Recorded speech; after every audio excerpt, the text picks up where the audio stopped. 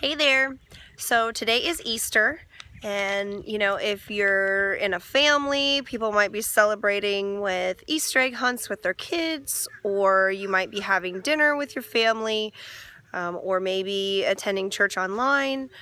This is not for those people. I want to reach out today to the single people who might not have family to spend time with, who to which holidays might just feel just like another day. They don't really have a tradition or anything that they really do on certain holidays.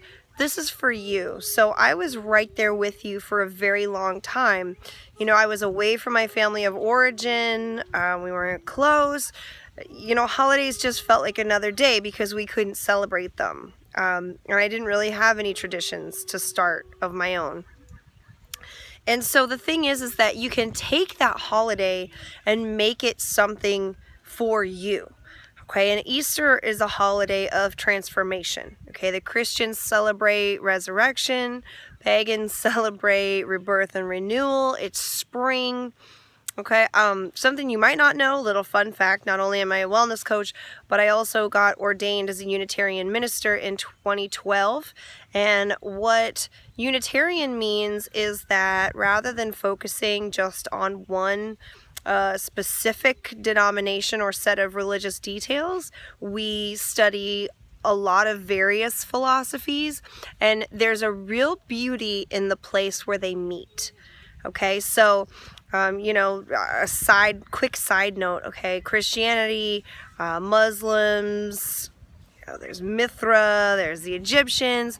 They all have different gods and goddesses, but there are distinct similarities in stories and in morals, and that really is the place where the meat is, where they all convene, where the important message is.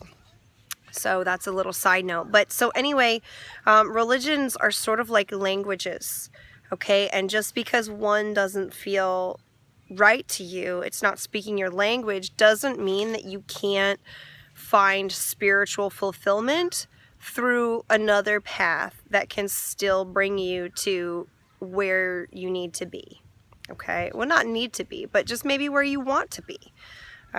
I, for a long time, felt really disconnected. I had depression, I was lonely, I was heavy, I was miserable, and I would see these people being happy, and it was like, how did you get that way? Why are you like that? How can I be like that? But a depressed person seeing someone being happy is like an isolated person seeing someone's vacation photos, okay? You can see somebody's vacation photos, but if you've never seen a globe or a map, how are you going to plan a trip to Greece? Because you don't even know Greece exists, right? You need to know what it feels like and know what it is in order to be able to get there. And so after those years of struggling and searching, that's what really inspired, in my own self-transformation, that's what really inspired me to become a wellness coach, to study philosophy, to study nutrition, herbal healing, all of this. You are not confined to where you are today, okay? Every day that we wake up, we make a choice on how we're going to be, okay? And emotions are cyclical. If you feel negative, right, you wake up negative and you start noticing the negative things that happen, and you think, oh, that one, this happened and this, and it's just, it's all downhill from there. That's what you're going to focus on. That's the way you're going to feel, and it's going to be more of what you manifest into your life. Every day you make the choice whether you want to be positive or you want to be negative, and you are manifesting that into your life every day. So every day is a new chance to be positive and to manifest a brand new positive reality. And so that feeling of love, and that feeling of faith, and that feeling of spiritual connectedness, it's not a man, it's not a place, it's not an activity, it's a feeling inside you that you manifest, that you feel, that fills you and that guides you. Some people can call it intuition, some people can call it conscience, and of course there are, sometimes you get a bad idea, like a bad tempting idea, and it's a bad idea. That's not it. That's not your conscience, that's temptation. But you can tell when something comes to you and it speaks to your soul and it invigorates you and invites you to move forward in a positive way. And that's really a spirit guide, okay? And that's guiding you to something greater and higher. Okay, and so Easter, right? If you don't celebrate the Easter egg hunt, and a lot of people feel really jaded because they might have been raised in a Christian household, but also experienced a lot of bigotry or a lot of hypocrisy, things like that really jaded them upon that particular faith. And you know what? That's okay. That's part of your story.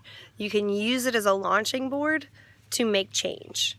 Okay, I raised the same way. Totally understand that feeling, right? And it wasn't until trauma happened that I really found light. Sometimes you need to be in complete darkness before you can see that little candle, because you can't see it when it's bright out. You can only see it when it's dark.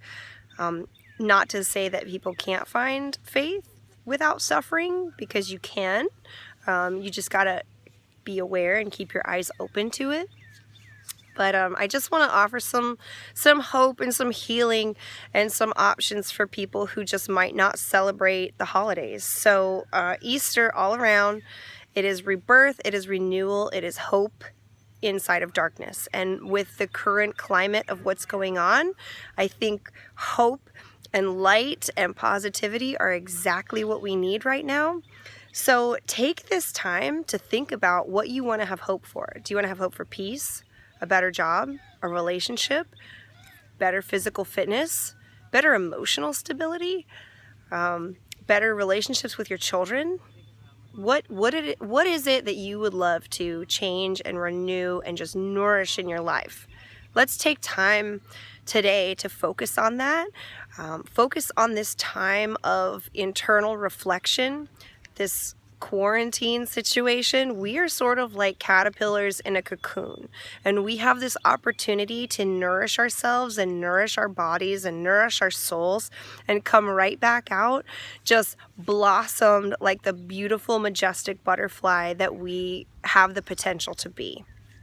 So, even if you don't celebrate holidays or you don't feel really connected with that, take time to nurture yourself. Holidays are a way to nurture yourself, your soul, your being, and just have respect and love and sanctity for your individuality and your intention and your destiny. And we can just make it what it is. Celebrate in the way in which you can. You don't have to feel left out. You don't have to feel alone. You're not in this alone. Lots of people have felt the same way as you. But you know what? You deserve it. We all do. We are all special souls, and we all deserve love and kindness and transformation. So please take time today just to think about how you'd like to grow and how you would like to just blossom during this time of self-reflection. And I'm Molly Stroud with Bright Life Wellness, and I hope you enjoyed my talk today, and live bright. Thanks.